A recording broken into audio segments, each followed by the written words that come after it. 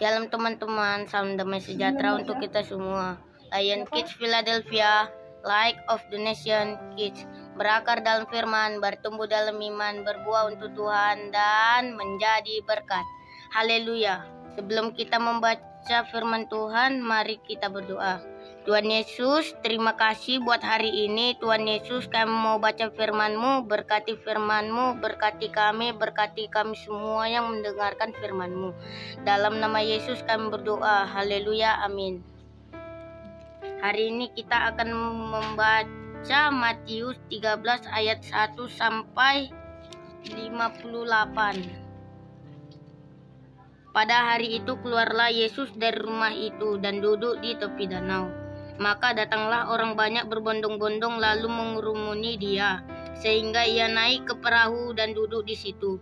Sedangkan orang banyak semuanya berdiri di pantai. Dan ia mengucapkan banyak hal dalam perumpamaan kepada mereka. Katanya adalah seorang penabur keluar untuk menabur. Pada waktu ia menabur, sebagian benih itu jatuh di pinggir jalan. Lalu datanglah burung dan memakannya sampai habis. Sebagian jatuh di tanah yang berbatu-batu, yang tidak banyak tanahnya. Lalu benih itu pun segera tumbuh karena tanahnya tipis. Tetapi sesudah matahari terbit, layulah ia dan menjadi kering karena tidak berakar. Sebagian lagi jatuh di tengah semak duri. Lalu makin besarlah semak itu dan menghimpitnya sampai mati. Dan sebagian jatuh di tanah yang baik lalu berbuah, ada yang 100 kali lipat, ada yang 60 kali lipat, ada yang 30 kali lipat. Siapa bertelinga hendaklah ia mendengar. Maka datanglah murid-muridnya dan bertanya kepadanya, mengapa engkau berkata-kata kepada mereka dalam perumpamaan? Jawab Yesus, kepadamu diberi karunia untuk mengetahui rahasia kerajaan surga, tetapi pada mereka tidak. Karena siapa yang mempunyai kepadanya akan diberi sehingga ia berkelimpahan. Tetapi siapa yang tidak mempunyai apapun juga yang ada padanya akan diambil daripadanya. Itulah sebabnya aku berkata-kata, karena sekalipun melihat mereka tidak melihat, dan sekalipun mendengar mereka tidak mendengar dan tidak mengerti. Maka pada mereka genaplah nubuat Yesaya yang berbunyi, kamu akan mendengar dan mendengar, namun tidak mengerti. Kamu akan melihat dan melihat, namun tidak menanggap. Sebab hati bangsa ini telah menebal dan telinganya berat mendengar, dan matanya melekat tertutup, supaya jangan mereka melihat dengan matanya, dan mendengar dengan telinganya, dan mengerti dengan hatinya, lalu berbalik sehingga aku menyembuhkan mereka. Tetapi berbahagialah matamu karena melihat dan telingamu mendengar. Sebab aku berkata kepadamu, sesungguhnya banyak nabi dan orang benar ingin melihat apa yang kamu lihat, tetapi tidak melihatnya, dan ingin mendengar apa yang kamu dengar, tetapi tidak mendengarnya. Karena itu dengarlah hati perumpamaan penabur itu. Kepada setiap orang yang mendengar firman tentang kerajaan surga, tetapi tidak mengertinya, datanglah si jahat dan merampas yang ditaburkan dalam hati orang itu. Itulah benih yang ditaburkan di pinggir jalan. Benih yang ditaburkan di tanah yang berbatu-batu ialah yang mendengar firman itu dan segera menerimanya dengan gembira. Tetapi ia tidak berakar dan tahan sebentar saja. Apabila datang penindasan atau penganiayaan kepada firman itu, orangnya itu pun segera murtad. Yang ditaburkan di tengah semak duri ialah yang mendengar firman itu.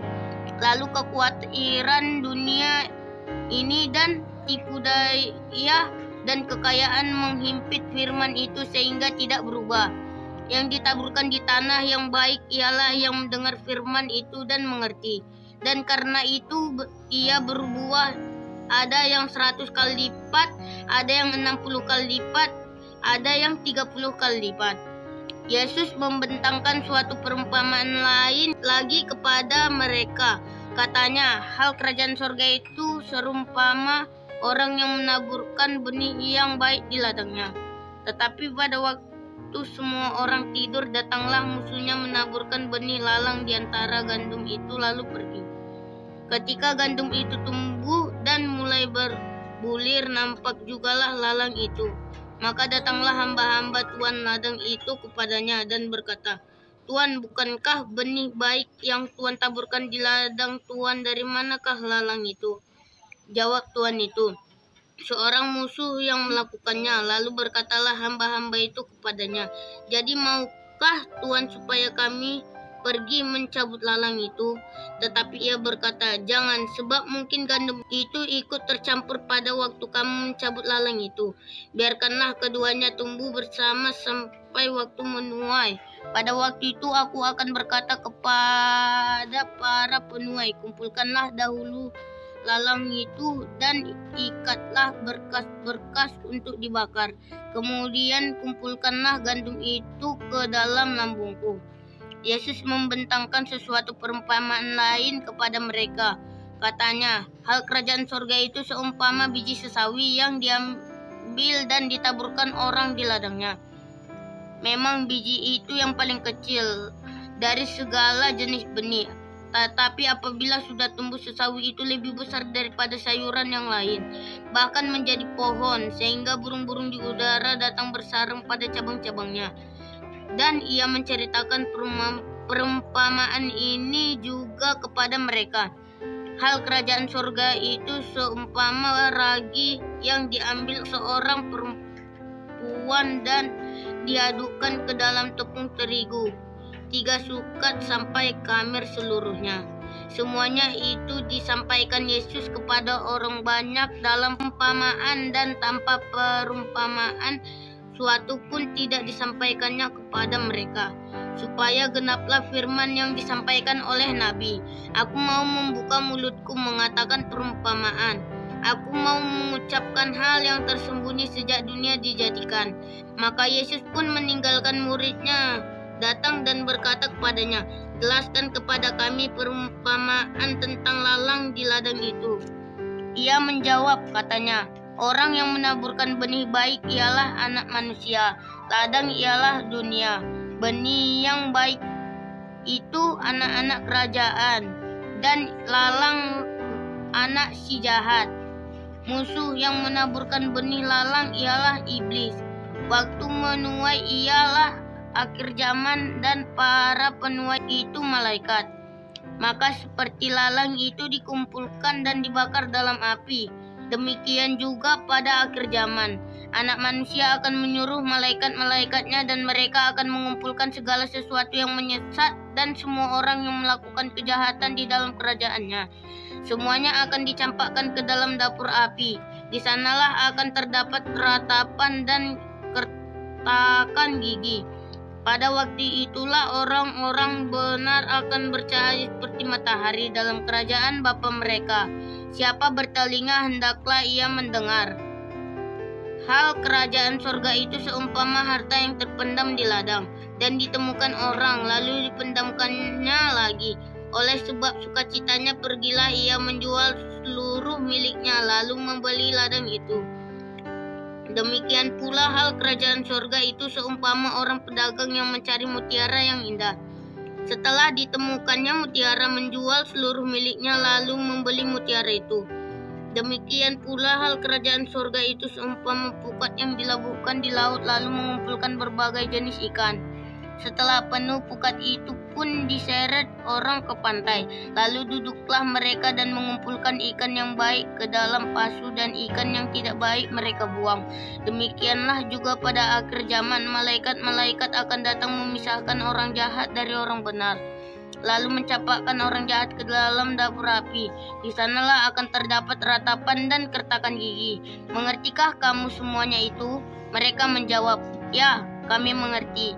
Maka berkatalah Yesus kepada mereka, "Karena itu setiap ahli Taurat yang menerima pelajaran dari hal kerajaan surga itu seumpama tuan rumah yang mengeluarkan harta yang baru dan yang lama dari pembendaharaannya." Setelah Yesus selesai menceritakan perumpamaan itu, ia pun pergi dari situ. Setibanya di tempat asalnya, Yesus mengajar orang-orang di situ, rumah ibadat mereka. Maka takjublah mereka dan berkata, "Dari mana diperolehnya hikmat itu dan berkuasa untuk mengadakan mujizat-mujizat itu. Bukankah ia ini anak tukang kayu? Bukankah ibunya bernama Maria dan bersaudara-saudaranya Yakobus, Yusuf, Simon, dan Yudas? Dan bukankah saudara-saudaranya perempuan semuanya ada yang bersama kita?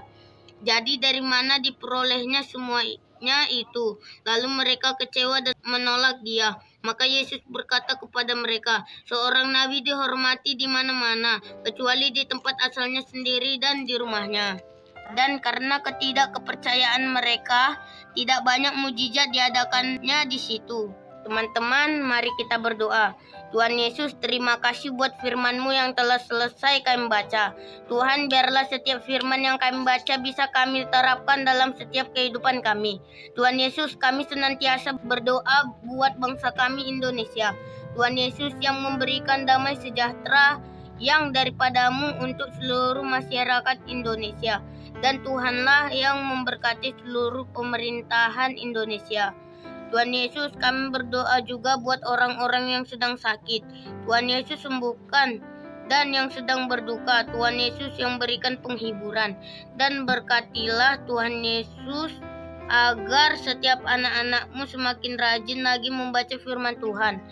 Bapa, berkati juga channel YouTube kami ini agar lebih banyak lagi memberkati orang-orang. Tuhan Yesus, inilah doa dan permohonan kami. Dalam nama Yesus kami berdoa dan mengucap syukur. Amin.